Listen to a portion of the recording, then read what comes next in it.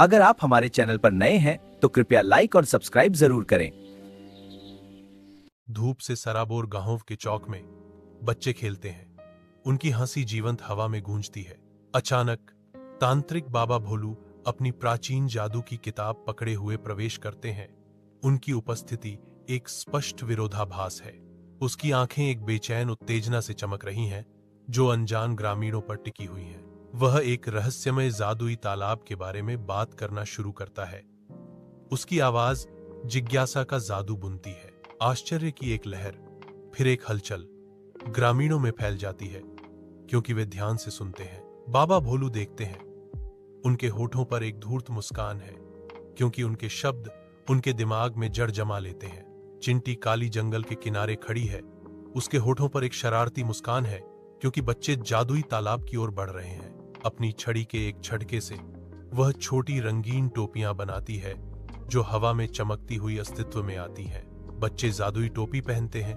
उनके चेहरे मासूम विस्मय से चमक रहे हैं, खुशी से। वे आकाश में तैरते हैं। उनकी हंसी जीवंत जंगल में गूंजती है, शुद्ध आनंद की एक सिम्फनी। देर शाम गांव का चौक बच्चों की उत्साहित चीखों से गुलजार है, क्योंकि वे ऊपर ऊंची उड़ान भर रहे हैं। ग्रामीण ऊपर की ओर देखते हैं। उनके चेहरों पर विस्मय और थोड़ा भय मिश्रित है, फिर भी उनके होठों पर मुस्कान है। एक बड़े पेड़ की छाया के नीचे तांत्रिक बाबा भोलू देखते हैं। तमाशे के बीच एक शांत दर्शक। उसकी आंखें चिंटी काली पर टिकी हैं, जो अब हवा में उड़ते बच्चों के बीच गोधूली बेला में एक चंचल आत्मा की तरह उड़ रही है। बाबा भोलू के होंठों पर हल्की मुस्कान आ जाती है, जो चिंटी काली की हानिरहित हरकतों की एक मौन स्वीकृति है। वह समझता है कि चिंटी कली की चंचल उड़ान विशुद्ध रूप से मनोरंजन के लिए है, जिसमें कोई दुर्भावनापूर्ण इरादा नहीं। शांत तालाब, जो साफ आसमान का दर्पण है, खेल रहे गांव के बच्चों की जॉयफुल शाउट से गूंज रहा है। अचानक घने जंगल से एक विशाल बिल्ली, हाथी राक्षस निकलता है।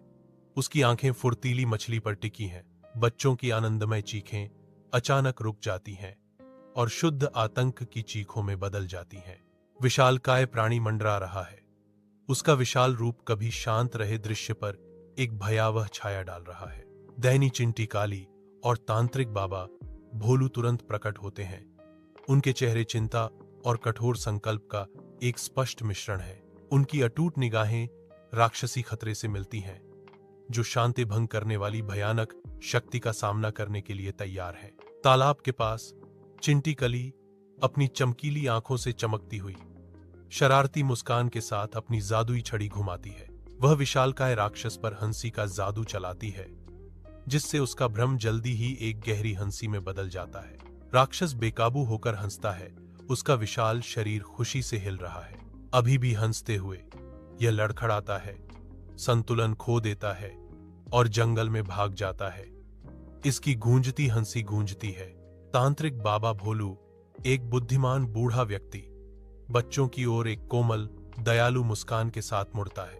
वह उन्हें याद दिलाता है, देखो, जादू का असली मजा दोस्ती और खुशी में है, डराने में नहीं।